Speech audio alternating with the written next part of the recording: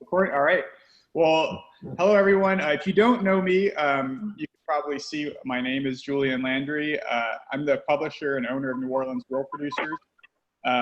If you're not familiar with who we are and what we do, we publish a monthly magazine that goes directly to the top 5 realtors in the greater New Orleans area and some of the top offices in the area. We got some pretty exciting stuff coming up that I'll cover in a second. One thing that before I kind of jump into what I'm going to say, I'm going to probably talk for like five to 10 minutes, just cover a couple of things.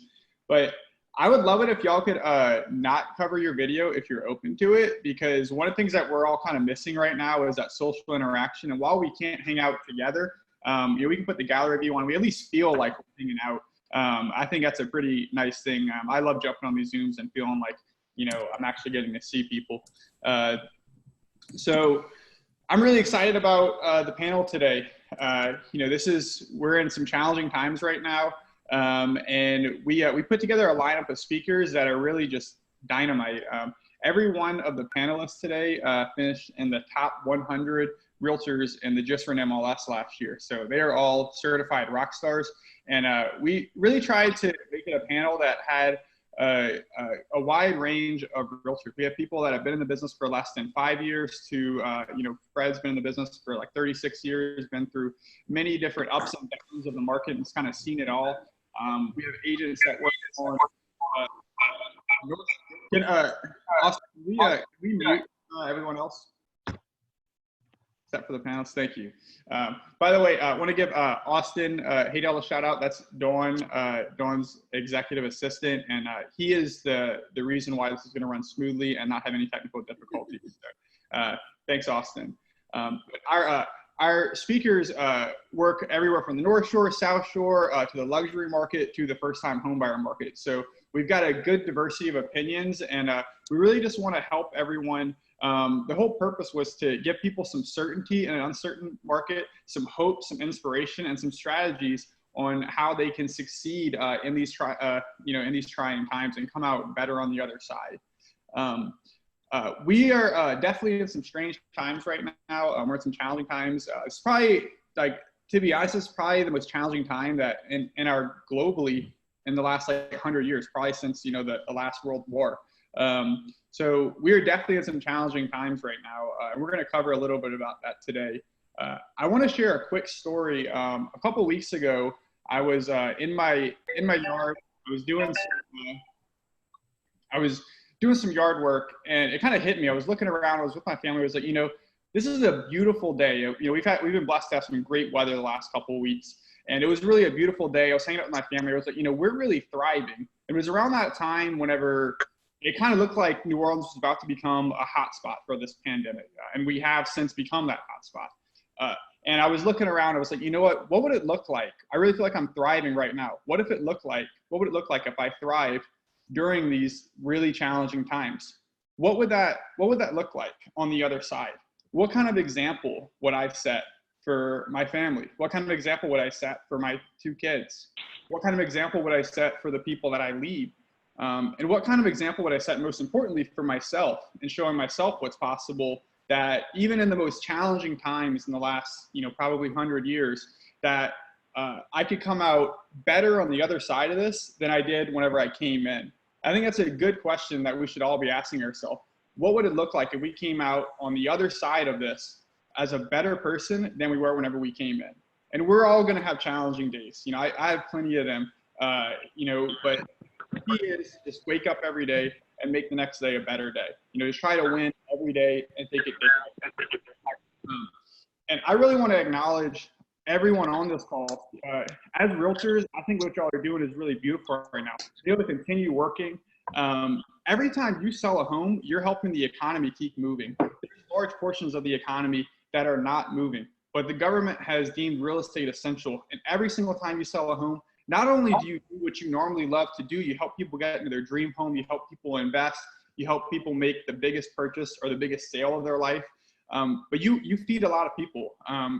There's a lot of vendors that get paid whenever you sell a home. There's a lot of mouths get fed every single time you sell a home.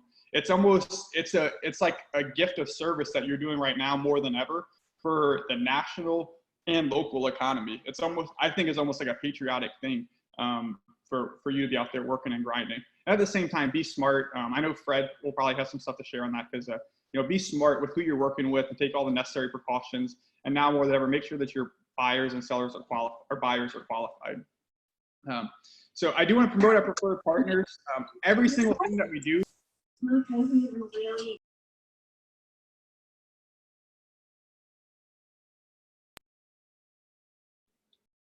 All right.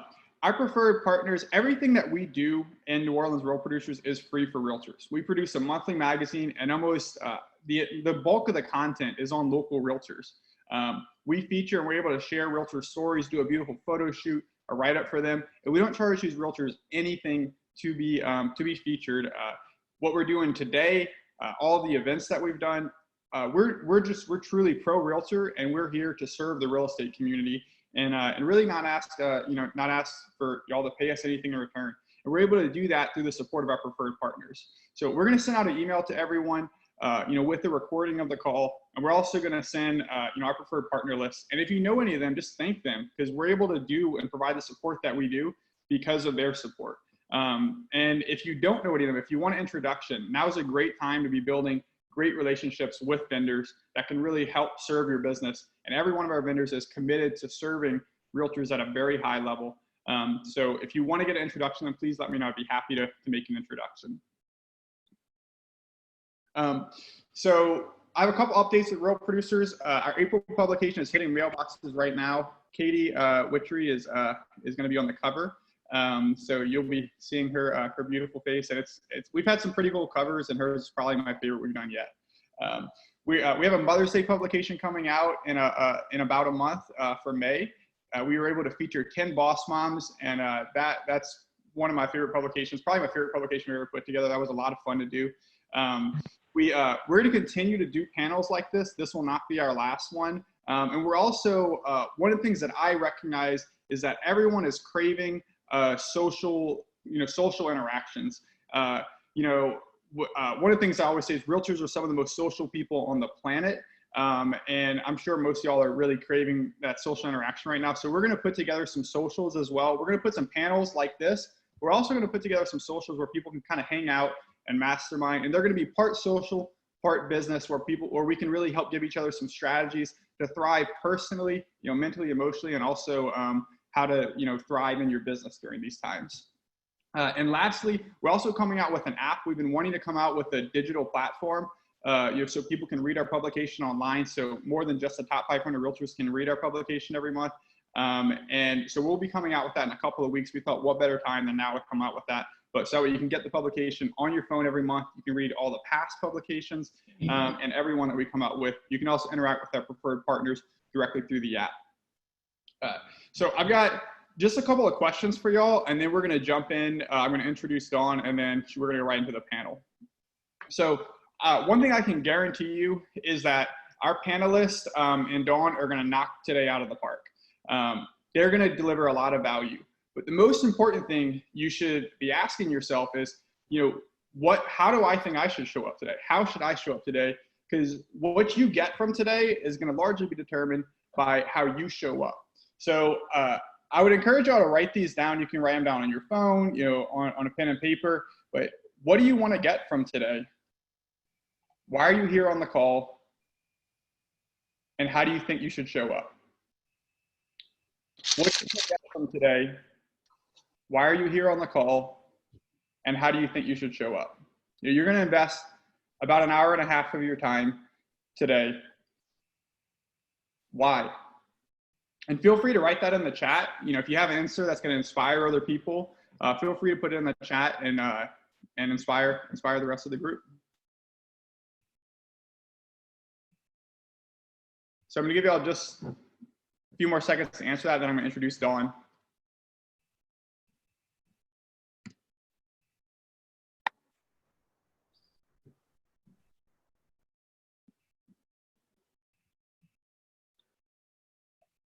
Alrighty, so Dawn is going to introduce all the panelists today, but I want to introduce Dawn. Some of you may know Dawn some of you may not. Dawn is a good friend of mine. I love Dawn, and she's pretty much a rock star. She's like Superwoman. If you know her, you probably feel the same way about her.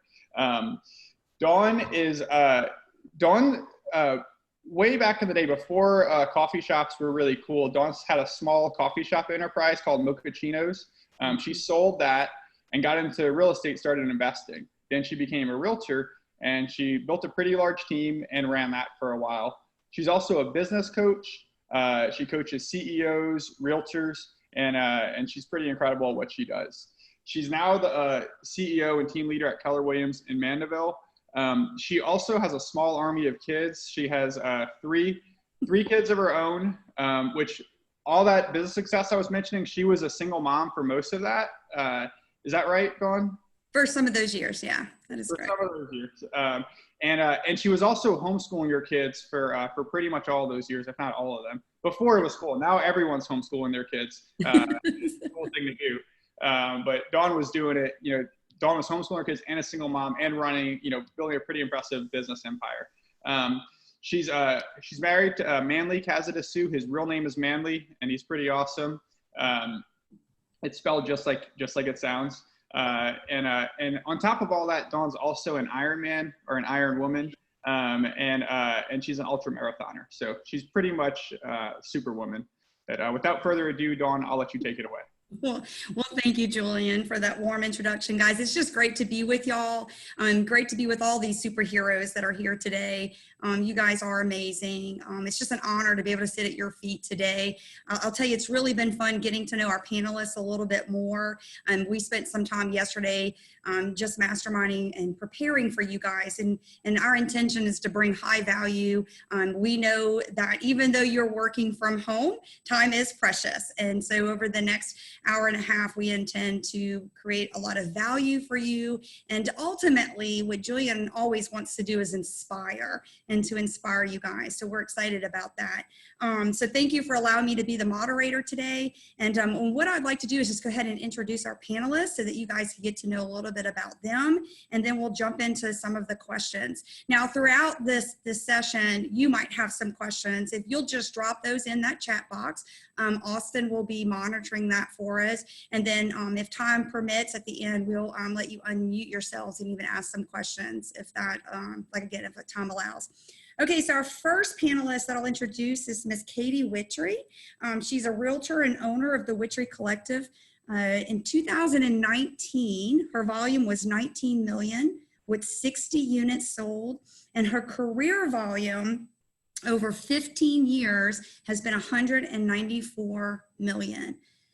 So Katie, we're so excited to have you, and I have to agree, your cover photo for the next magazine is pretty cool, I have to admit. Our next one is Mr. Fred Burris. Fred has actually been in the industry for 36 years. He is the realtor managing partner for Berkshire Hathaway Home Services and Preferred Realtors. In 2019, Fred did 16.85 million with 29 units, and his career volume is 500 million. So welcome, Fred. Our next one is Cherry Ann Levy, realtor with Celicia Boyd LLC. In 2019, she did 12.7 million with 74 units, and her career volume for just 4 years is 27 million.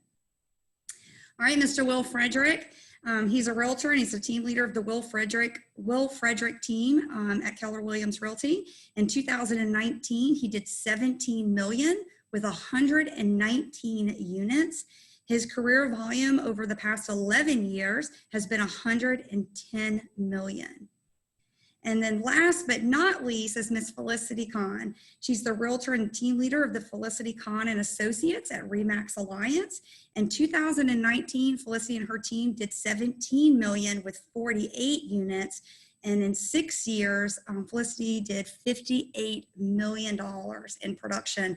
So I'm sure that you guys would all agree that we have some rock stars today to share with you what they're doing in their business. And the cool thing about this for all of our viewers is that as you can tell over the years that they've been in business, we have some that have actually gone through a previous shift also, and some that this is their first shift that they've gone through. And so it's been really neat talking with them and learning their perspective of how they're operating their business now.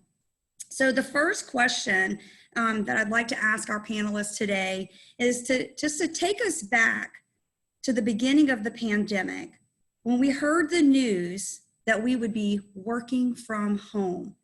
What was your mindset like during that time? And how has it changed as you went through the past couple of weeks now that you've adjusted to the new norm? And so Felicity, would you mind starting us off with that one? Maybe answering that one for us. Hey, nothing like being the first one to go. Thanks, Dawn. Thank you, Julian, for putting this together. This is really cool. This is something I've kind of been longing for. Are we in week 4 or week 3? For 3 or 4 weeks at this point. Because I miss my people, I miss my clients, and I see 175 of you out there. So thanks for being here with us to listen to what we have to say. We're all in this together. So we promised each other yesterday when we practiced that we were going to be real. And so my very real answer to the question about what we heard, how we felt when we heard the news that we were going to be working from home.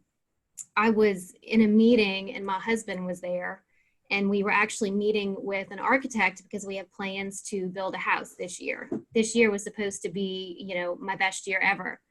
And in that moment, when we started getting the robocalls about school being canceled, my heart just sank. Mm-hmm. And I had a very selfish reaction that I'm not very proud of. And it took a few days. It took some personal reflection to realize that this is not, it's not at all about me. It's about the service that we're in. It's about the clients that we have who need us right now, who need us to be strong, and who need us to be there for them in the ways that we can. So I don't want to jump ahead because I know there's another question about what did we do. But the good news is I've gotten my head screwed back on straight. I don't have that selfish mindset anymore. And we've put some things in place in our business and within my team to be able to reach those clients where they are, which is, you know, at home for the most part. Yeah. Thanks, Felicity, for sharing that. And I do appreciate, we did talk about being vulnerable and being real here. And I would imagine a lot of people felt the same way when they got those same calls and those same feelings too. So Fred, would you like to share maybe how you felt? Oh, I think you're muted.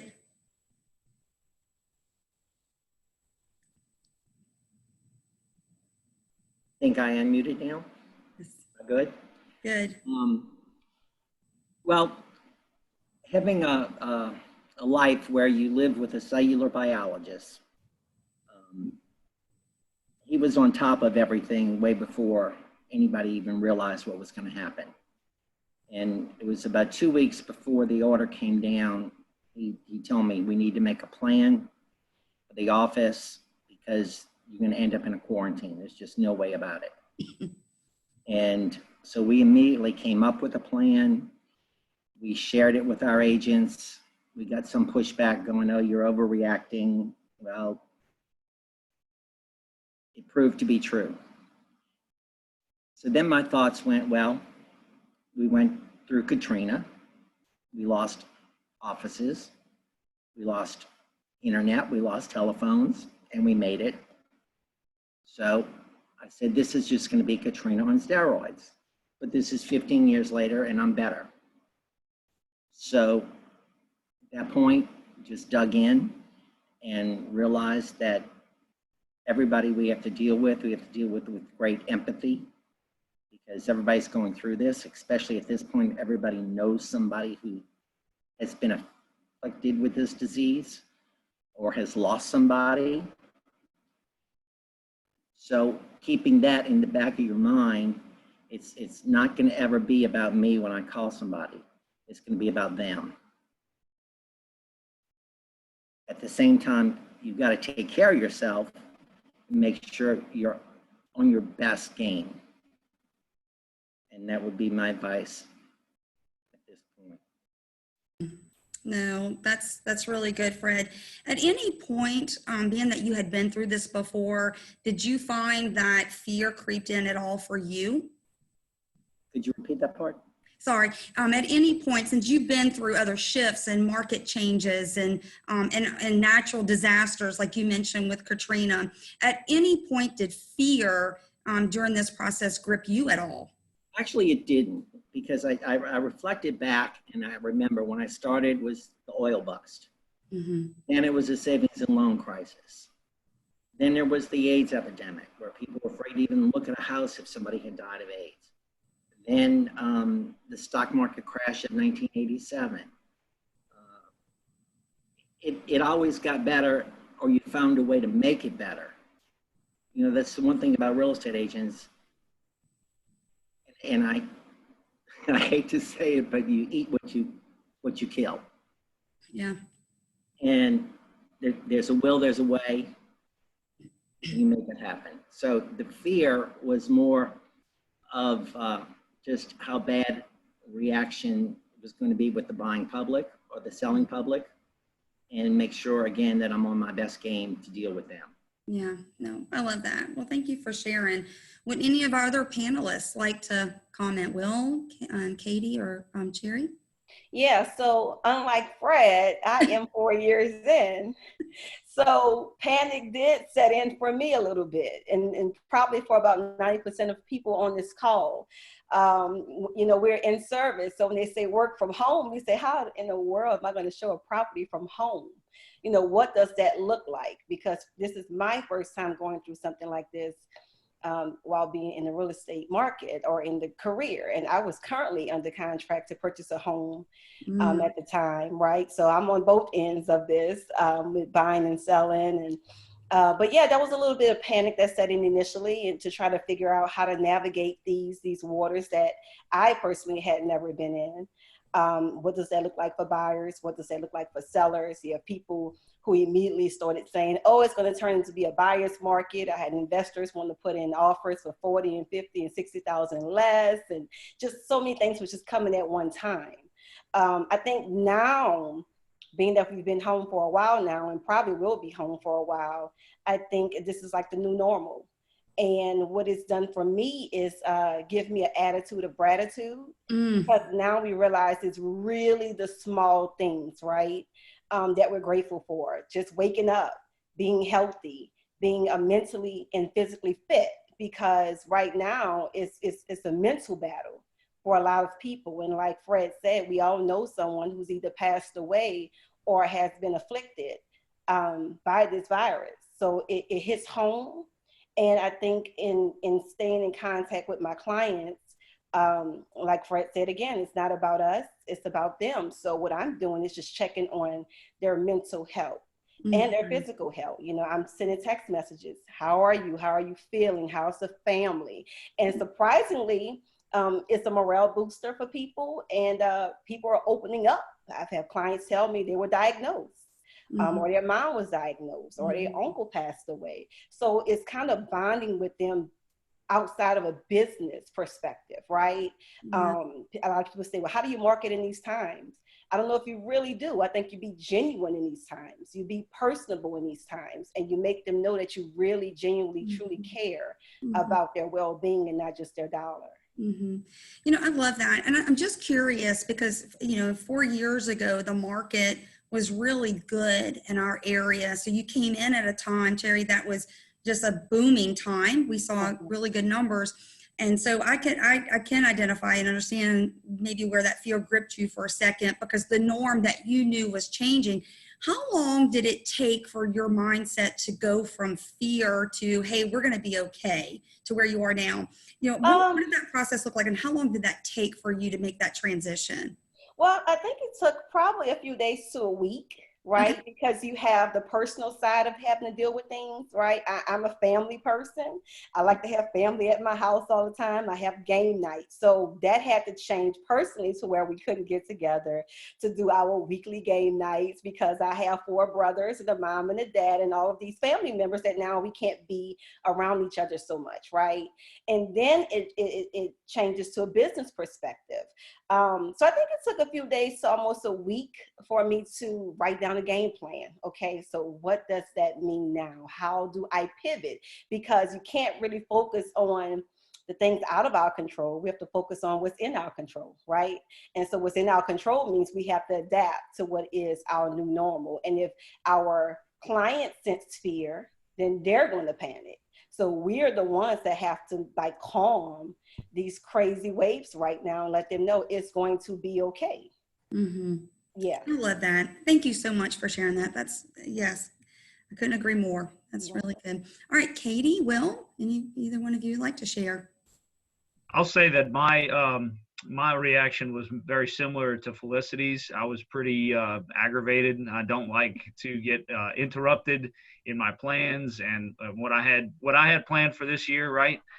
So you know, I can humbly admit that.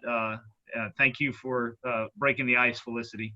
And so I will say that I have, you know, like Felicity, kind of come around and got my head screwed on straight. And just realize that whatever happens, you know, we're in this business to care for people. And like Cherry Ann was saying, just connecting with people. I think human connection comes first. And if we're serving our clients well, and serving our fellow man well, really, in a worldwide epidemic like this, we have to think about that. We need to love our neighbors, and by respecting some good social boundaries and stuff like that. So, after my initial kind of shock, I was shocked first and then frustrated and aggravated. And then, you know, and just kind of now pivoting to, okay, so what do we have to do to operate in these new normals? I mean, if you're in real estate, you have an entrepreneurial bent, I would say. And I think so every one of us on this call, and probably many more, have figured out how to do things in not the most optimal of situations. And I think that's what we do. We dig down, we go to our, you know, we use the models and the systems that we have, but then figure out how to creatively, you know, just kind of use some fancy footwork and see how we can best operate with the safety and health of our clients and fellow man in mind. Mm-hmm. Yeah, I love that. Well, Katie, I'd like to jump into the next question with you because it still deals with mindset.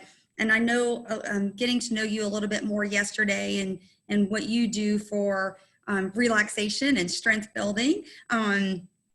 What steps are you taking to protect your mindset and more specifically your mental health through all of this? Oh, I think you're muted still, Katie. Yeah. I need to get better at that. Hello, everybody. I am, and anyone that knows me knows that I'm an optimist, but I'm also a realist. And self-care has always been important to me, just in terms of my family unit and then a part of my team and then to my clients as well. And so when we, you know, heard of this initial news, I immediately went back to Katrina. And for some of you that are on this call that are newer in the business, you know, I had gotten my license in April of 2005 and had been an assistant for 6 months before that. So, you know, I had quit my other job and was 100% into real estate. So when we had gotten the news that we were going to be, you know, shifting through this economic quarantine, I immediately was like, you know what, we're going to get through this. And because half of my team is under 35 and really hadn't experienced a Katrina, you know, necessarily the oil spill, an economic recession. And so I thought about how are we actually going to get through this? And so our household has had moments of grace, have moments of total chaos, have moments of innovation and education. And one thing I've really just sort of practiced as my mantra is that things just need to get done. They don't need to be perfect all the time. And I think it's really important for all of us to know that, because you can't homeschool, run your company, be a good partner, be a good homeowner, be a good community person. And also I serve, under the city planning commission too. How do I be a good commissioner, board member in all of these times? I mean, there's just not enough capacity for that. So I think you really need to make sure that when that if there's things that are pressing your buttons, how do you actually have that outlet? And it's been really wonderful to see the amount of people that are out walking or riding bicycles or, just doing those things that can fill the soul about being on your block and your neighbors, and really sort of take care of people. We've had, a death on my block since in the past 3 weeks. We've had an older woman, sprain her ankle. I mean, we've had a kid that learned how to ride a bicycle without training rails. Like, it's been sort of across the board. So I think, knowing that things don't have to be perfect all the time, but they need to get done is important. And just really relying on those resources and eating well, sleeping well. One thing we've done is that we haven't set an alarm in the house to wake up. So just a little shift, that everyone is not getting up right at 7. We're sort of letting people get up and sort of going to bed and keeping in some consistency. But that's been a really nice treat for my family, just to sort of sleep, get the time that you need, and then really start your day. Love that. Thanks, Katie.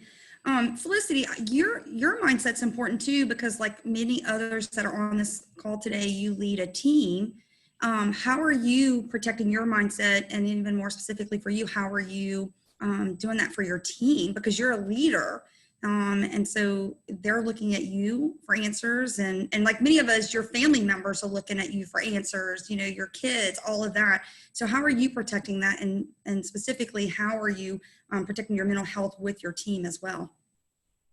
I love my team very much. I miss seeing them every Monday morning.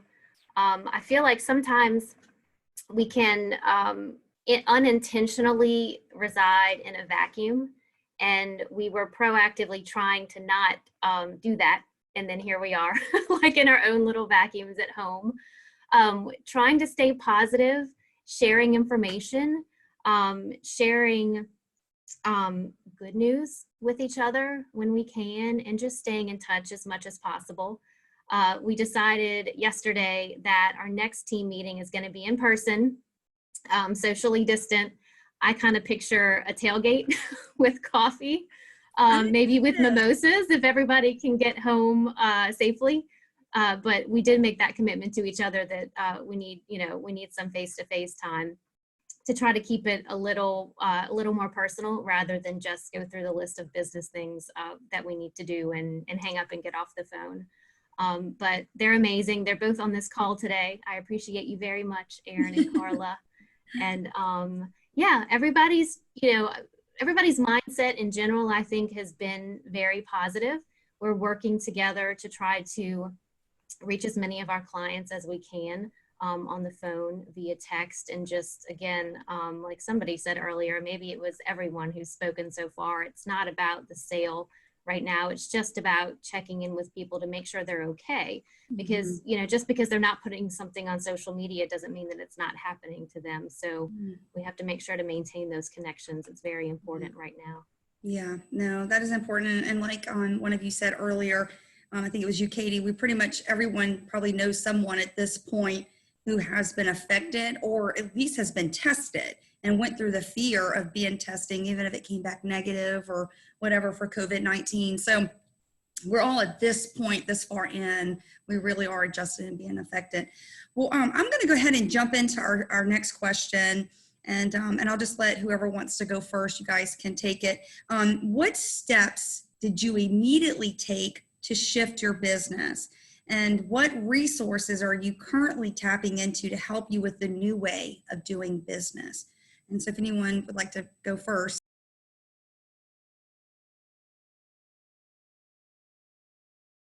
I'm happy to start that off if that's okay. Yeah, go ahead, Katie. Okay. I think immediately it was making sure that our team was safe and their family was safe. My brother had lost his job that Monday after, so I think that was March 17th. So I sort of felt that immediate effect, like, okay, how are we going to move forward? For those of you that have teams, or even just your offices, Facebook Workplace has been a really great place for us to be able to communicate. And what we did is we took our team meetings and said, all right, we're going to meet every Monday and Thursday at 11:15. And I'm just going like real technical stuff here, right? Like, okay, everyone, and it's not, you're not, required, of course, to be there, but we want to see you. And that first meeting was like an hour and a half because everyone was just sort of checking in. It was like right after Katrina, that first sort of check in, you were just so hungry to like see people. So we have consistently done those meetings on Mondays and Thursdays at 11:15. And now we sort of wrap it up within an hour just to sort of hear how everyone's doing. We've also been sending out, immediately talking to everybody that's currently under contract, who's in the pipeline, what buyers are in the pipeline, what sellers are on the pipeline, and then who is actually preparing to list or buy, and communicating with them. Every Saturday, we've been sending out emails to our clients just saying what we know. So like the first weekend was the courts are open. Real estate is going to be considered, an essential business in Louisiana. What are the 10 layers of real estate, that are going to keep us going? Are the inspectors going to be here? Are the title companies? And so we had that initial, email that's gone out, and that's been consistent every Saturday that we've sent to our clients of just like real time what we've been able to see. And then we've been setting up calls for our sellers the first week, anyone that was like immediately in the pipeline. We did a Zoom call and had a title attorney on that call as well. So they could hear from that perspective about the courts being open. And then we did another call that week with just buyers and we actually had a lender on the phone. Okay, interest rates have adjusted. Does that mean I'm going to only pay, 0%? No, but was able to have that conversation. And we've consistently done that now. I think we've had 4 or 5 different calls. Yesterday, we just had a roundtable with the Witchery Collective and clients to say, how are we actually inspecting on properties? And that's been really helpful. And we've had anywhere between 16 to 25 people on the calls at one time, which is great for a company of our size. So Katie, just to ask for quick clarity, when you say calls, are you doing Zoom with your clients? So you're bringing all the clients onto a Zoom, and then you're bringing on a lender or a title company to speak directly to your clients. Correct. And then as of yesterday, we just did like a witchery round, table, and it's been really great discussion. So we plan on to continue to do those, and then the Saturday updates too, in sort of the real time. And I think part of this is like, as realtors, we have to think about, we're going to have to figure out how to make, 12 months of income in 6 to 9 months. And what is that really going to look like? And what is our delayed market going to look like? And I don't think we can really think about real estate at all without thinking about employment. And I'm sure we'll get to that later down the road. What's the future of real estate? But we've been really looking at those employment numbers, what industries are most affected, who is employed, in New Orleans still, and what are those employment numbers? But those are just little things that we've done as a shift just to keep people together for our community and then also for our client base. That is really good. I love the idea of doing the Zoom calls with your clients and bringing on the specialists, right, to come and talk to them. That's beautiful. Well, and that's just the tradesmen too. Like, so we had our roofer on the call, we had our foundation guy on the call. Like, they also want to know what's going on because their income's being affected. Yeah. And so it was really good to have a lot of our trades people that actually get the jobs done post inspections on the call. So I just hope that we can remember, a lot of the vendors, as Julian had stated earlier, to include them in these conversations. Yeah, no, I love that, Katie. That's great. Great advice for our listeners. Good. Okay, someone else would like to chime in. Will? I think a lot of what Katie said is kind of what we're doing, kind of implementing some new protocols with regards to showing, reaching out to our clients, being a source of communication and a lot of times information for them about the state of the industry, just looking at the online or just, MLS statistics as to, how many pendings are still going under contract. A lot of people are asking, hey, what do I do, Will? Should I, should I wait to list? Should I hurry up and buy? So just knowing what to say to them and also knowing when not to say anything because you really don't know. And just trying to be a trusted advisor.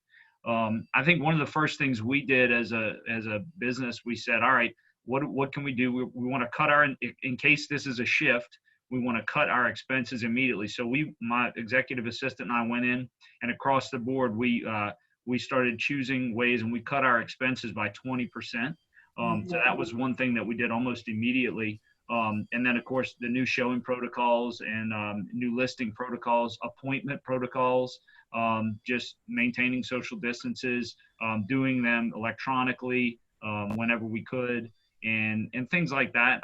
And then I think a big thing for all of us is just being able to reach out and touch base with our clients, not with a real estate motive, but with a servant's heart.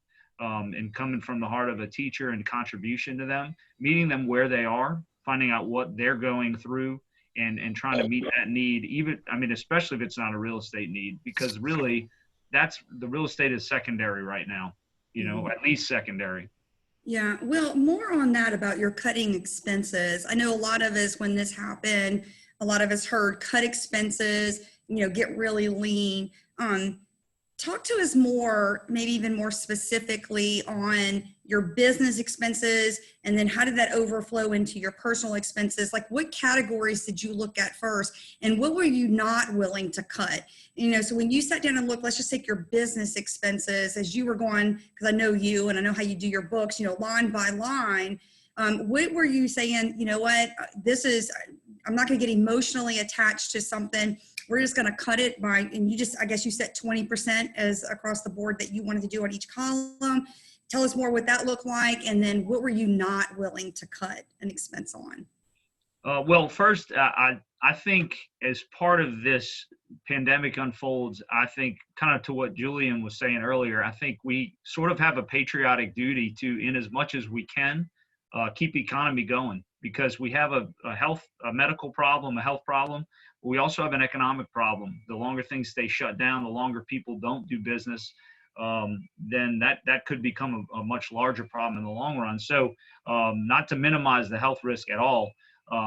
So part of my approach with cutting costs was to try and protect some of the people that I do business with, and not necessarily go straight to cutting, what I'm spending on vendors, but to look at things that I just could do without for a while, and maybe even for a long while.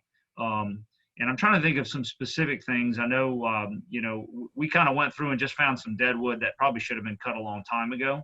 One thing that I certainly didn't also want to do away with was anything that had to do with personal growth, education, coaching, that sort of thing. We kind of protected that, because it's especially in these times where I look at, Felicity mentioned earlier about maybe not having your best year all of a sudden. I really feel like I could still have my best year this year, and not because I could take advantage of some, inopportune situation, but to figure out how I can grow personally, how I can, look at the silver lining in this situation, say, how else can I do business? What are some creative ways that I can help people during this time that will still help my business grow? So those are the kind of creative approaches I was trying to take. Yeah. And so I think one of the questions that I've gotten a lot from agents is asking, like, when I cut expenses, am I cutting, on advertising? Am I cutting direct mail? Am I cutting things that usually take a long time, like farming neighborhoods, might take a long time to see an ROI back on it. So for the short term, I might cut that. And I know you do some of those things. Did you look at any of those categories, like advertising and that, and say, I'm just going to scale back a little bit right now on those? I did. I cut some of the things that were more long-term maintenance based, that didn't have specific returns on investment that I could point to and say, no, this gives me a 5 times ROI. And I can see this specific thing that, this is more like a long-term, like kind of general advertising, name recognition type of thing that I think for right now could probably go on the back burner, and just kind of use those funds for some more specific immediate needs. And just curious, did you add anything that you weren't spending money on before that you're like, because of the shifting market and we're having to pivot and do business a little different, did you add anything? And just curious, I know we didn't ask you this yesterday. Yeah, no, and it's a good question. I can't think of anything. We did this 2.5 weeks ago. So there's some specifics I might be leaving out. I'd have to get with my assistant. She kind of knows more of that. However, I will say that I think what I really felt like some of the most important things that we have as realtors is something that I like to call, I used to call lead generation. Now I call it relationship building. And that started earlier this year, long before this. And so I think that kind of stuff is free.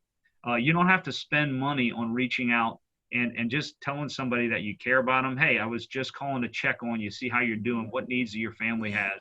Is there a way I can be praying for you? You know, just getting real with people. Human connection is what people really, really crave. Sure, they want real estate information. They want that kind of stuff from us, and hopefully they think of us in that way as well.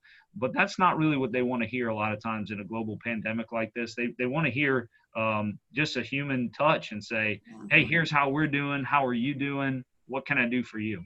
Yeah, no, I love that. Thanks, Will. Thanks for sharing that. Okay, would any of our other panelists, Fred? Of what Will said, two things. You need to stay relevant as a resource of information. So you're going to go through the process. I mean, just like when somebody dies, there's a healing process that everybody's going to go through. So you're going to initially be empathetic towards people, find out what their problems are, listen to them, try to relate to them as best as you can. At the same time, you need to find out what maybe their specific needs may be or what their fears are, and then be the resource of that information to get those answers. You may not have it right then and there, but there are places to go to find the information. Then the other thing that I would like to just throw out there, this is a great opportunity when you talked about the shift. The shift for me in my group is back to basics, guys. Back to starting from the beginning. Yes. Making the phone calls, follow up, go back to the MLS. Remember every sale that's happened, everything that's been on the market for so long. Why is it taking so long? Just general information, and get back to what you know and be the resource again for that information, because they're going to say, what's happening? And we don't know. This is only week 3. Yeah. This is what's happened so far. You know, I love that, Fred, because, you know, I've read and I've been listening to different platforms and other forums and Zoom calls, and that is a message that's been put out there. Go back to the basics, because the basic foundation of real estate is very inexpensive, right? And I know we had a question that came in on here and also was sent in earlier today. Specifically around new agents. I know right now there's a lot of agents that just joined us within the past 6 months that got into the real estate industry. And so their database isn't really big. They don't have a lot, they don't even necessarily probably even have their affiliate partnerships formed yet. And so those guys are really struggling in their mindset of like, how do I get going? And I love that, Fred, because going back to the basics of real estate 101 really can help them. And what I hear you saying is really just building that database, you know, learning the MLS, learning the statistics, becoming a consultant, not a salesperson, ultimately. Yeah. Yeah. And building that database, getting as many people as you possibly can at that time. Importantly, well, you're asking for information from your clients and friends and affiliates. Don't be afraid to ask for business. People just don't ask for business. And anywhere in the world, people love to help you is Greater New Orleans. Somebody always knows somebody who is going to have a need. Find the need, you get the solution, you got a client, you have something to do. Yeah, Take it with it. No, I love that. Thanks, Fred. Well, Cherry Ann, how did your business shift? How did you immediately make that shift as we went into this work from home, and as you saw real estate shifting? What were some of the things that you did immediately? Well, I'm primarily working from home, just to be honest. Right? I still have clients who want to see properties, and so I'm doing a moderate amount of showings. But what I am doing is, one, of course, I have my mask. 2, I'm only doing vacant properties. 3, they can't bring any extra people with them. So, they like to bring their mom or, husband or boyfriend or whoever for support. If their name is not on the loan, then I tell them they can video or take pictures, but they can't bring them with them. Lysol wipes, of course, I'm not touching anything with my hands. I'm also providing wipes to my clients. But that's cut down. A lot of my clients are allowing me to go into properties and just do a video walkthrough for them, or FaceTiming me and allowing to see through FaceTime. So that's been working for majority of them, but for the ones who have to see it, that was my immediate shift in making sure both I and them stay safe. And then I'll also open the door and let them go in, and stand outside the door, and just lock up when they're finished and tell them to do a walkthrough. It's a vacant property, so we don't have anything to worry about in that aspect, but I will not show any properties that's currently occupied, just for my safety and theirs. Now, have your clients been receptive to that, Trian? Yeah. Like, have they been open and especially when not bringing their family? Because we know this is Louisiana culture. When somebody goes to look at a house, they want to bring everybody because they're so excited. Yes. And so how have you handled that? I've had one client because I primarily have buyers. So I had one client show up with 2 extra people after she acknowledged, because I shoot out a text and have them to acknowledge that they read it and that they agreed to it. And then she still showed up with 2 extra people. And I said, well, I did speak to you about no extra people. And she said, well, they're family, they're not extra people. Yeah, well, they have to still stay in the car. So she was okay with it. And she put an offer in on a property that we saw, but that was the only client who kind of didn't abide by the new normal. But everybody else is okay. If you want to buy a property, this is just how we have to do it. And they understand it's not a preference. It's just a mandate just so we can stay safe. They understand what's happening. So everybody's receptive. They want to purchase a home. I want to sell them a home, but we have to be safe in the process. Yeah. Yeah, I love that. Thank you. Thank you. What about for you, Felicity? How did you guys shift your business as we went into this new virtual world of real estate? So Terry Ann did a great job covering what it's like to be a buyer's agent. From a listing agent perspective, the oh no moment was, how are we going to show properties if we can't get into properties? What are we supposed to tell our sellers about allowing people to come into their properties? So one of the very first things that I did was not cut anything expense-wise. I added marketing. I called my photographer, very panicked to make sure she was still out there working. And she was, and she's taking all the proper precautions. So I immediately ordered Matterport 3D scans for all of my listings, because in my mind, that is a value add. It's very well worth that additional investment. And it's the closest thing to being in a house without actually being there. So that seemed to work very well. And I have to give a shout out to our wonderful agent community, because on those listings that are occupied, we are asking the showing agent to ask a series of, health related questions to their clients, and then send me a certification in writing that they've asked those questions. The answers have been no, everybody's safe, healthy, prior to the showing. So far, without having to chase those down, all of these showing agents have complied, and I can't say how much I appreciate that. I feel very strongly we all have to work together right now, and we have to be very respectful of the homes, and our clients and our colleagues' clients. They're allowing people to come into the houses. We have to be respectful of their space and make sure, that we're communicating about different concerns. But definitely have ramped up on social media as well.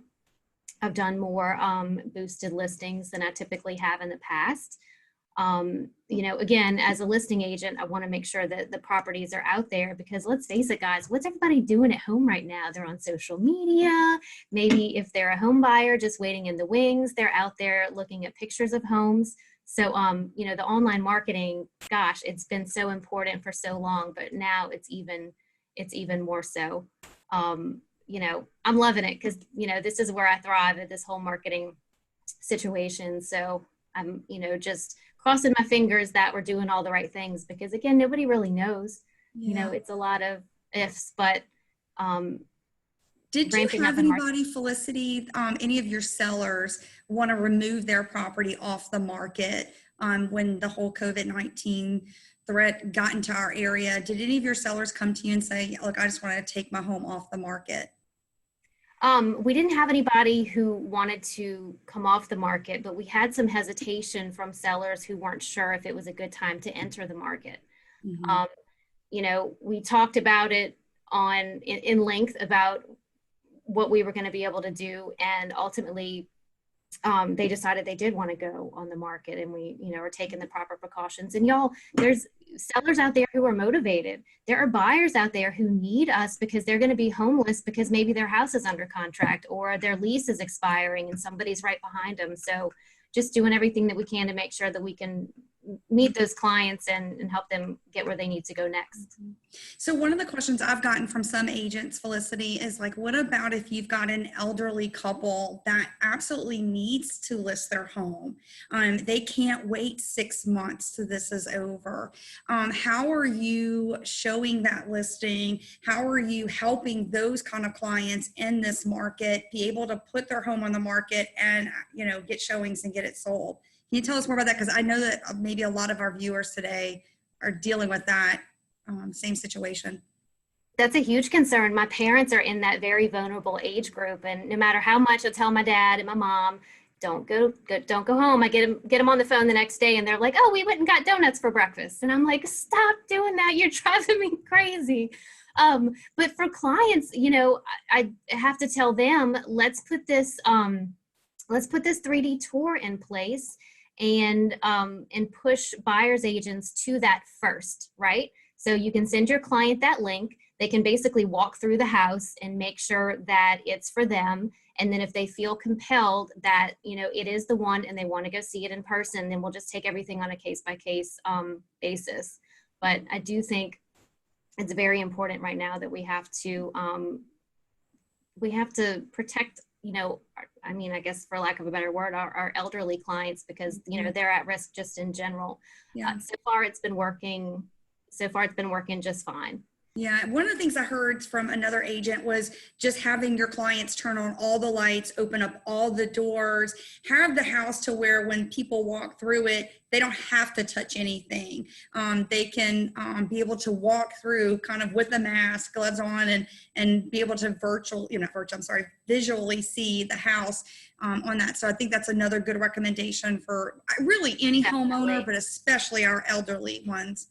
Definitely. That's been working well too. We have signage at the door that says all the lights have been turned on for your convenience, doors opened, and please remove your shoes. One of my clients is a nurse, and that's her big thing. Like, that's part of her life is before she walks in the door, she leaves those shoes outside. Oh, that's really good advice. I didn't even think about that. But yeah, that's really good. Okay, what about for you, Katie? I know that you've got quite a portfolio as well, and you're in the heart of all of this in New Orleans. And so how is that working for you on your listings, taking listings? How are you prepping your homes? And ultimately, how have you shifted your business during this? Oh, still muted. Gosh, jeez. You know, just in terms of showing property, we're just talking to everybody, and communication is key, right? That's been an overwhelming thread in this call. And we have booties, you know, and we have mask, and we have gloves, and we just, you know, communicate with everyone ahead of time, over communicate, you know, are you okay with us walking through the property? And we ask people, you know, potentially to go outside if they can, or to go into the backyard when in fact showing, and just nobody really touching anything and just having all of these things in our car. One thing that we've done too is that we, our salon series is for properties that are 750,000 and above. And we used to have events at the property. And so we started that last fall, and we thought about, oh my gosh, how are we actually going to continue that? And service our clients for these, you know, larger price point homes. And so we actually did a virtual salon series last week, and just had 3 of us, you know, 6 feet apart. And actually we did a yoga class, a wellness hour, and was able to highlight the light in the home, where the home was located, and was able to do sort of a virtual salon series, as well as we've sent out a 30-minute meditation to clients and just saying, you know what, in this time, like, here's 30 minutes, go lock yourself in your bathroom if you can. And all of the moms in the room know what that's about, you know, and your kids are constantly trying to get to you. But I think that's, you know, as a company, we've come up with certain measures and say, okay, these are the things we're going to do. And then we're communicating with every client. Obviously, vacant houses, you know, I see on this thread, they're getting more showings. And I think that's going to be, you know, the case for a while. And that they're going to have a better ability to sell over, you know, other houses. And just like during Katrina, like, you damaged houses, you had houses that you couldn't enter, you had to sign release forms beforehand. And so you should just be including that in your marketing package too, is having release forms signed by both parties and sort of outlining how the showings are going, how they're going to be conducted. So we have some of our affiliates and partners have been chiming in on our chat, and actually that is our next question. So we'd love for one of our panelists to talk about how you're partnering right now. I know we've had some mentioning, but how are you partnering with your affiliates, your vendors, or community members during this time to include them in the process? You know, I know, Katie, you already mentioned how you're doing the Zoom and bringing them in. I just think that is such a wonderful idea. But anybody else, how are you partnering with them to make them feel included, to have a say or a part of your business right now? How are you guys doing that?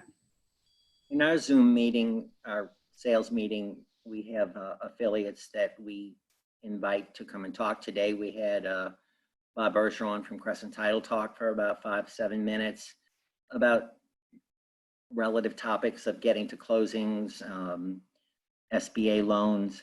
We had Rosalind Bryant talk, which was great, because that's one of the big fears everybody has, is what comps are we going to have? You know, if sales are slow and in between, and that was a great talk, and everybody really appreciated it. So I think bringing your affiliates to your sales meetings is a great idea and works well. Yeah, no, and I love that about the SBA loans. Everybody has so many questions. All of us as realtors are 1099. And so, you know, answering a lot of those questions about the unemployment and SBA loans and all of that, I think that's really good. Anybody else, are you doing anything special with your affiliates, your vendors, or community partners? That was one of the first groups that I checked on, because let's face it, that's part of our team, a very essential part of our team. So to make sure that all those folks were operational and healthy and didn't have any special needs was huge. One of the home inspectors that we use is out there. He's a single dad, so it's important for him to keep his revenue together. So he's asked that just nobody else be in the house, which has been fine. You know, we sit in the car, we get permission from the seller to let them go in by themselves and then leave. Again, just trying to just adapt. That's, you know, that's the key here, is not to fall apart, to adapt and make it work. The going back to marketing, I do monthly mailers, and the mailer that I had just pulled the trigger on, festival schedule, and then everything got canceled. That was another, like, okay, I guess we're just gonna get past this kind of moment. But the vendors that partner with me to do those monthly mailers, no one has said no. No one has said, no, we don't want to do that. Maybe we're changing the messaging. Maybe we're not. And, you know, everything, I don't know, everything seems to be moving along kind of eerily smooth. Now the initial shock is over, and clients have enjoyed hearing that too. You know, that's always a welcome message to them. Even if they're not asking the question, they do feel a sense of relief, I guess, when we can share with them that things are still moving, things are still happening. No, that's good. That's good. Jerry? Not to mention the obvious, but as we continue to work, we continue to put money in the pockets of everyone else, right? It's a trickle-down effect. So when we put a contract in motion, we have the lender that's going to get paid. We have the title company, the appraisal company, the inspection company, the home warranty company. So I think by us just continuing to do what we do and continue to work, we are making sure that other people get paychecks as well, you know? And I think just generally, I would say, thinking of them, the vendors, as having a team. I mean, I know there are certain things I expect some of my vendors to do.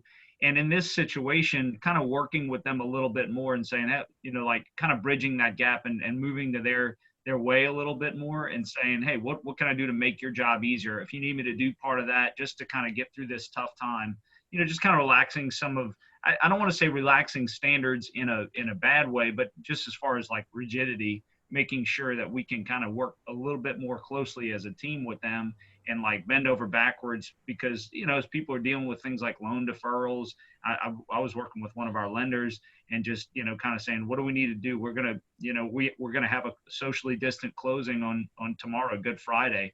Normally the vendors don't do that, but Clean Title is really coming through for us and making a special exception. And so stuff like that is really appreciated. And this is for the client too, like saying, hey, I normally wouldn't want to do that either, but like, let's just get it done. So. Yeah, no, that's good. I actually heard or saw, I apologize, I saw on social media some agents were even, instead of giving closing gifts to their clients that were closing, they were actually giving them meals from a restaurant and saying that I want to support our community partners that way. Normally I would give you a closing gift, or maybe they're doing both, but they're saying, to help our small businesses and our restaurants in the area, as your closing gift, I want you to go buy, curbside's been ordered for you, go pick up dinner. So I just want to throw out there, if that's another way that we can bless our restaurants that are trying to make it.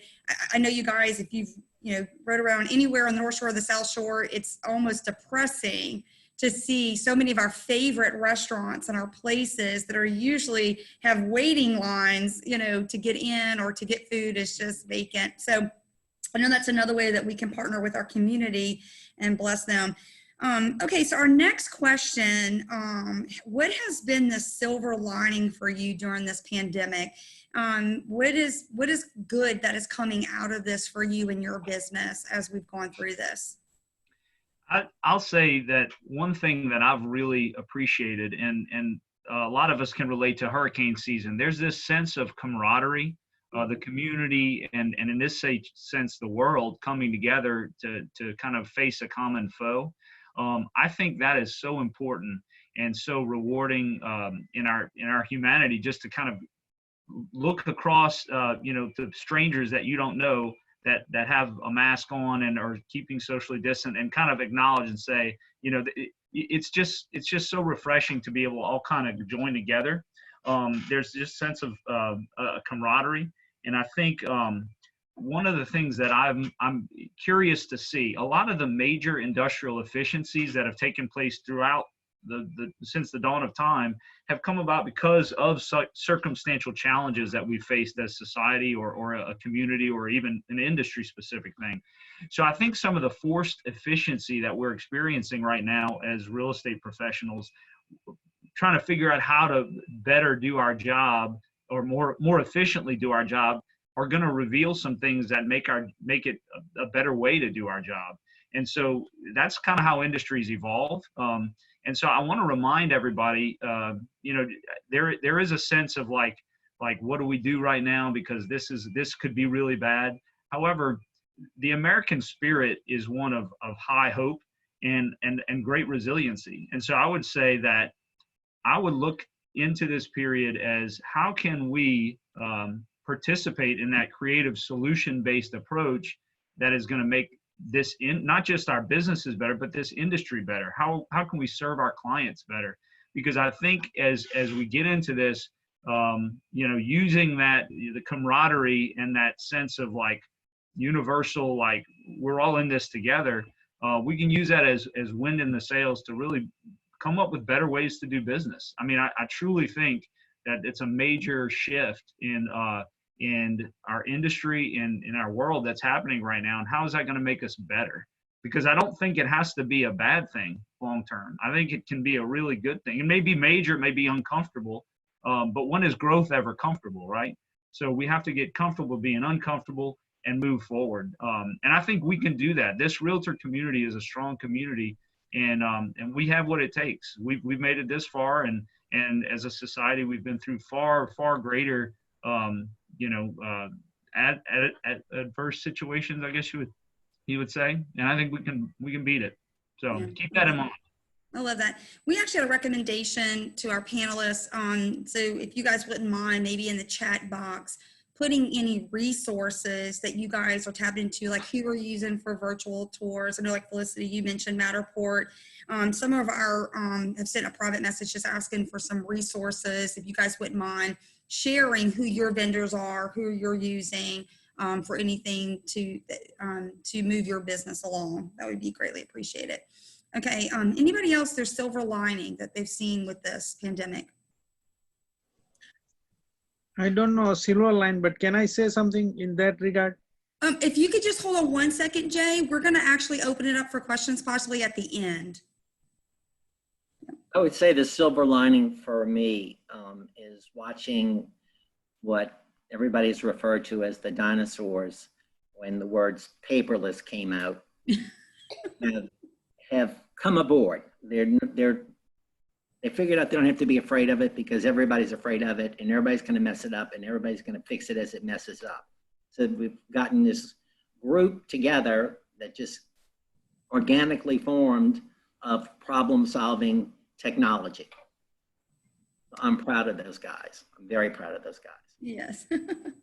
And you know, what's important, again, is to embrace the challenge. And this is when you find out if you've got grit or not.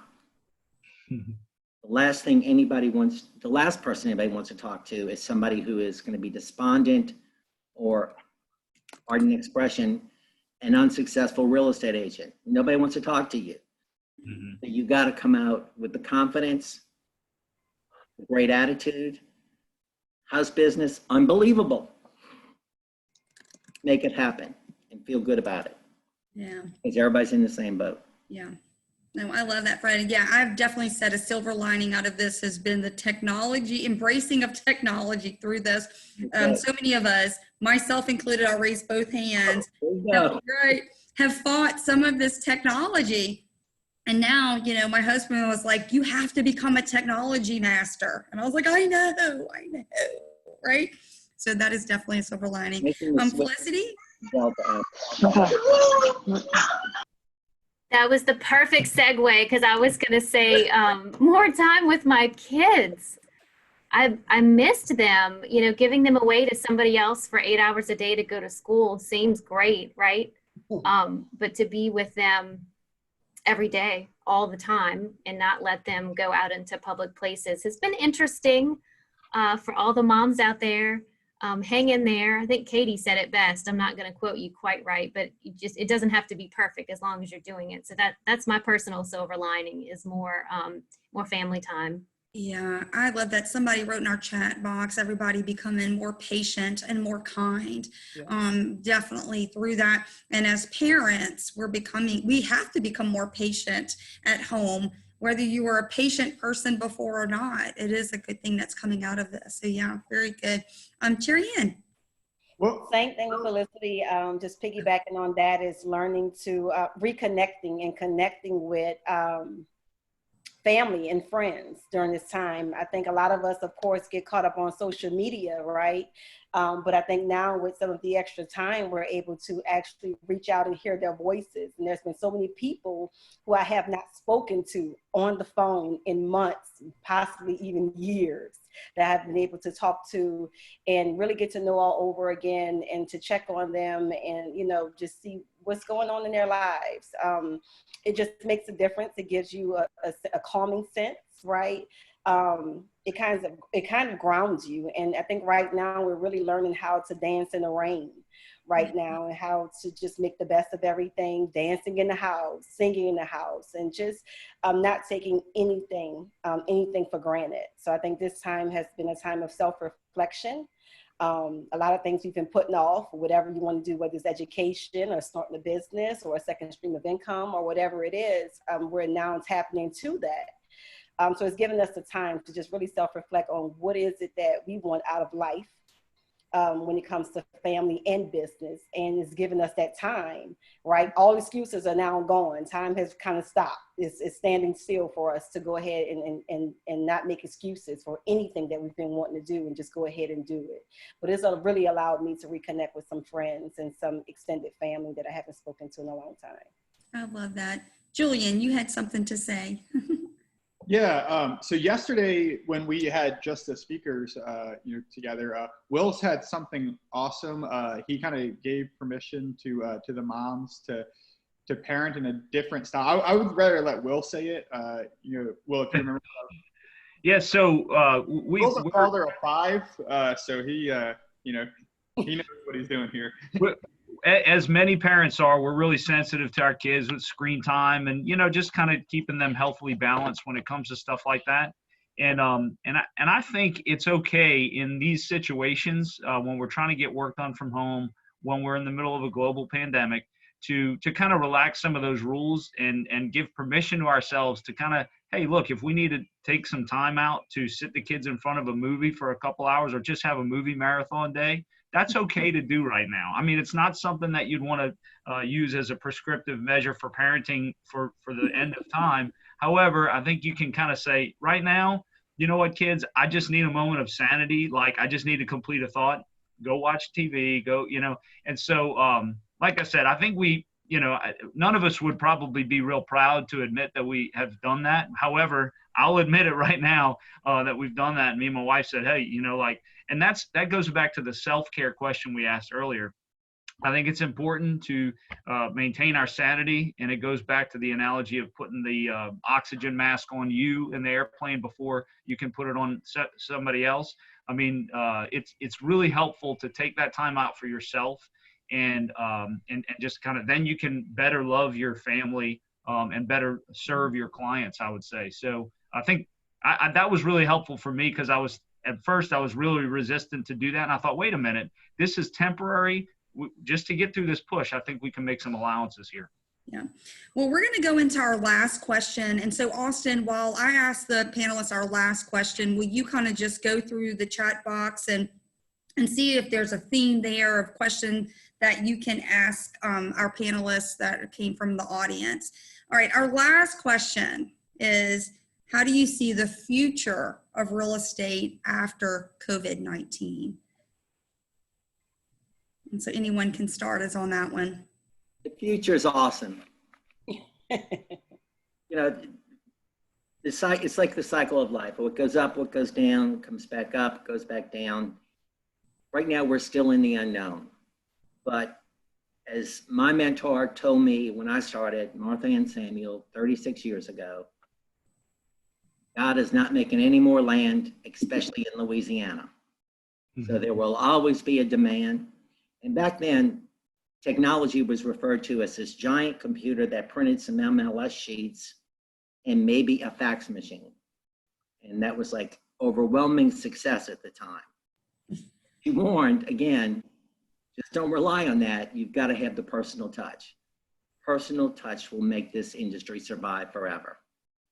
Oh, that's so good. And on that note, Fred, I'm really glad for technology and the MLS, because I've heard about those books that you guys would have to put all the listings in. I have them. Well, I am very grateful. 1984 through 1997. Before we disperse, can I ask question or have a comment, please? 1 second, Jay. After this one, we're actually going to open it up for some questions. Okay, thank you. No problem. Yeah, there you go. Will's got it.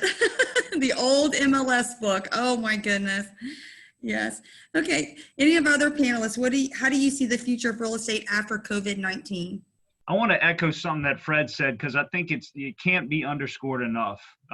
Fred said it's going to be awesome. And I think we can all safely take it from a veteran like him, who has seen some awesome things happen, and awesomely terrible sometimes. They look bad in that moment, but retrospectively, we can see the blessing in them and the silver lining. There's going to be some pretty amazing things that come out of this, I would say. And I think the important thing is to lean into them, embrace them.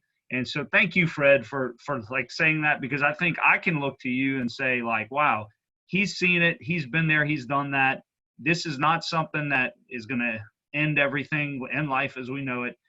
So thank you. And I would encourage all of y'all to remember his words in those moments, because there's a lot of things that wisdom comes with experience. And so thank you, Fred. I think that's really, really important to think about. You're welcome. Anybody else? Anything different than that? Katie? I really think what will housing look like? I don't know if you guys can see this post-it here, but this happened probably like 3 or 4 weeks ago, where I put on my my mirror in my bathroom and I said, how will this change the way we communicate, the way we care, and the way we consume? And then I wrote like consumer. And I've been really thinking about that and how this will actually change that. And so we have to look at where we've been, and to echo Fred, I mean, markets go up and down. We have to look that we had record unemployment at leap year this year. We had a strong real estate market nationally. In New Orleans, I think our real estate market was somewhat sideways, at least in the historic market. We didn't have, our out-migration of people has sort of plateaued since post-Katrina. So we didn't have a ton of people moving here. We didn't have a ton of people leaving. And so now I see that we're going to have a shift as a buyer's market where our incomes weren't going to the point where we could actually support the higher sale prices that were coming into play. So I think you have a lot of buyers that are on the sidelines here that are really genuinely excited that they'll be able to get into the housing market, in New Orleans. I look at data as a rear view mirror, right? And I'm like, okay, where were we after Katrina? Where were we after the economic recession? Where were we after the oil spill? And just to share, one thing that I'm looking at now, when I would do an analysis on a property, I go ahead and look at the active properties and the solds and also the pendings, right? And I look at sort of like, what is the future? Is that going to be? Now I'm looking at the pendings from March 15th. What has actually gone under contract March 15th. And I feel like that's like real-time data that I can share with my clients. And I did sort of a macro and micro analysis of Bayou St. John and Mid-City between 300,000 to 500,000 the other day. And there was nothing pending. Now that may have changed this week, but I thought, okay, that is like, how do I then actually guide my seller? And then I did, the Bywater just earlier in this week, and there were 2 properties pending, and I looked, and one went under contract, March 6th, one went under contract March 17th. So I thought, okay, there's something actually real here to go with.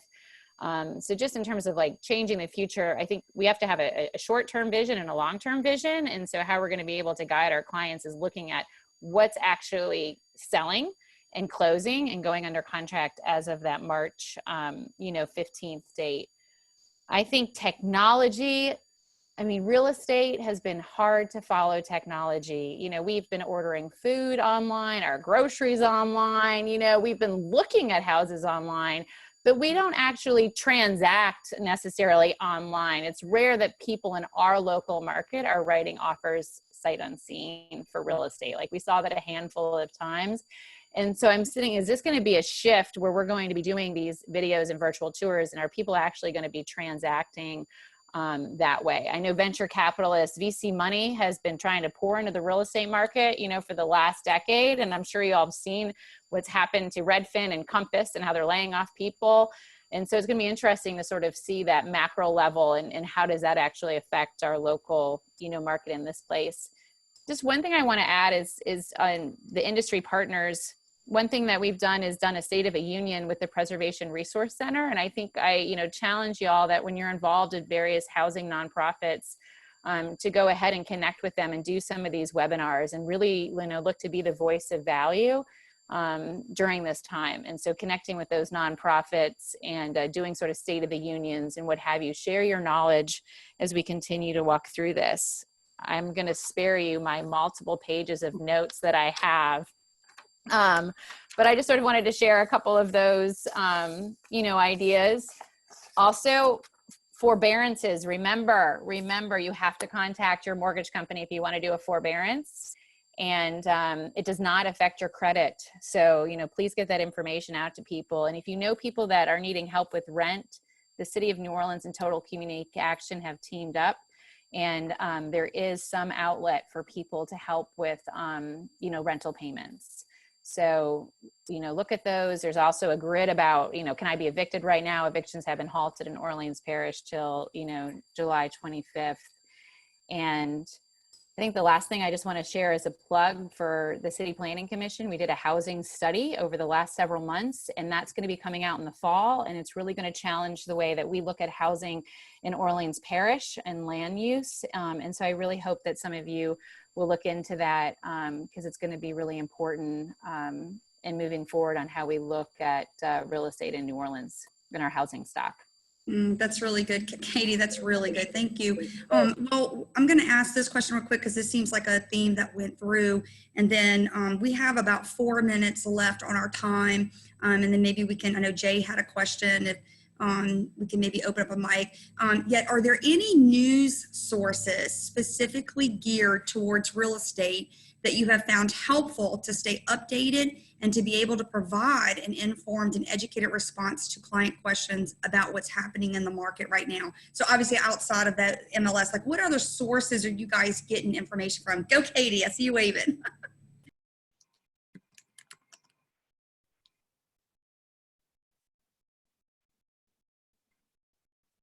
Oh, you're muted.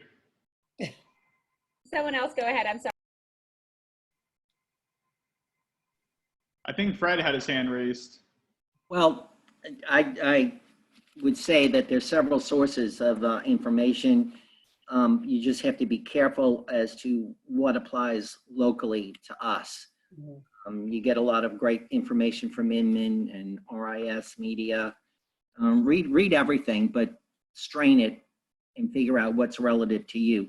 But there's something that I wanted to mention from Katie's last comments, and also to address that one question about the older folks. I actually had a conversation with some older folks this morning about their house, and they really want to sell. And I told them, it all comes down to pricing. Everything we do comes down to pricing. And I told them we need to cut it and price it below market. And they said, but we don't want to leave money on the table. And I said, I can assure you, after 36 years, you cannot underprice a house. The market will bid it up. They felt a lot more relieved and are willing to go at the price I'm recommending. That's a really good script there, Fred. That's good. Very, very good. That's really good. Write that one down, Austin Fords, if you heard it on that one. That was good. Okay, Julian, I know you want a few minutes to tie up. So if our rest of our panelists will just, what we can do too, Austin can probably put a lot of these questions together. I know, Julian, you want to do another one of these coming up, but we could probably also get a lot of these questions to our panelists and maybe even give them some answers back in a different format, you know, outside of Zoom. You know, Jay, I know you have been so patient. I would just unmute you for a second and let you ask your question. And then Julian, I'll let you close this out today. Oh, you're muted, Jay. Oh. Jay, you're muted. First, let me thank you, everyone. And let me ask the question, is there ever be a robot designed by KW to help us do this job? Robot as a machine that can do as a real estate work. Robot. Will there ever be KW design? Well, Jay, this isn't a KW forum. So what I'm asking is, will there ever be a robot he can do some of the real estate work within 2 or 5 years? And I also want you guys to ask me those questions. Okay, what function that you want robot to do instead of you doing as a realtor, as a human versus machine? And I'm asking as a logical question, within 2 or 5 years, will it be possible? Yeah, so I think what he says, like the future of real estate, and we've seen so much on line, and like, you know, obviously like what you were saying, Katie, the transactions that are happening online, you know, can we ever be replaced by, I guess, the online person, or like he said, Jay is saying, this robot? You know, I definitely don't see that this year. I definitely don't see that happening soon, but I think every industry asks those questions ultimately. Can we be replaced? And I think it goes back to what you were saying, what you opened us up with, and I'll close us out with, and thanking everyone, is that you can never replace the human touch of compassion and empathy and love. I was sharing with our panelists yesterday that still in America, the number one dream is American home is home ownership, right? Home ownership. And so we're just grateful to be a part of that and to facilitate that. And it's an honorable job that we get to do, and that we get to connect those and be the consultants to home ownership and the American dream. So, so with that being said, I just want to thank all of our panelists. I want to thank all of you that were on this today. This is so exciting to get to come together, to see your beautiful faces, and to be able to give y'all all virtual hugs through this. Yes, big virtual hugs. And I just look forward to more of these, Julian, to where you get to connect us all. And this is where leaders rise up. And a saying that I always like to say is iron sharpens iron. And together we'll make our industry, at least here in South Louisiana, better. So thank you all so much for allowing me to be your moderator. Julian, I'll hand it back over to you. Thank y'all. I know we're at 2:30. A lot of people are jumping off. Y'all can stay on for just a little bit. I just got a couple things to cover. But thank y'all so much. I mean, was this awesome or was this awesome? This was pretty incredible. So I feel like I'm standing on the shoulders of giants. You know, I just got to get some awesome people together and let them be awesome and create an awesome, hour and a half of value for our community. So we are definitely going to do more of these. I don't like to plan. Usually if I'm doing something for the first time, let's see how that goes before we start planning. But I was wanting to plan some more of these. And after this, I can guarantee you say that we're going to start planning some more of these like immediately. Because this was great. So I mentioned this on the intro, but would like to be featured in our magazine. Who would like to be featured in a magazine for free? It'd be pretty cool, right? So what we're doing for June is our quarantine publication. And what we're doing is we're essentially creating a piece of art and history of our current situation. We're asking people to submit their photos and have as much fun as possible with it. If you submit your photos, they'll go in the magazine. They might even get on the cover. We're going to do a collage for the cover of the best photos. So get fun, get creative. They could be real. They could be sad. They could be serious. You likely have already gotten an email from me. If you just search Quarantine Edition, New Orleans World Producers, it'll pop up. We have some thought joggers.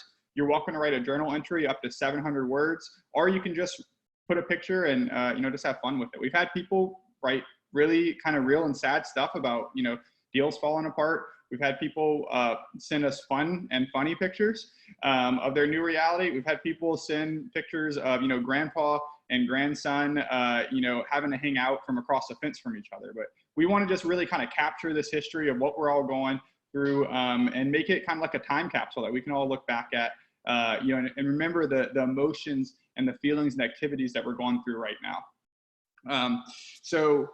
Thank you all so much. This was incredible. This was a ton of fun. We're going to have some, I've sent it to my email, which is julian.landry@realproducersmag.com. And if you RSVP, you can, the info is on there as well. And thank you all so much. This was incredible. I do have one ask. We're trying to get some more reviews on our Facebook. If this was valuable, just go to Facebook, New Orleans Rural Producers, and just leave us a review. We'd be extremely grateful for that. And we'll be sending out some information we're going to probably the next thing will be a social, and then we're going to start putting out some more panels. But at the end, thank you all so much. This was incredible. Thanks to the panelists. Thanks so much for giving selflessly of your time. We are better together. Thank you.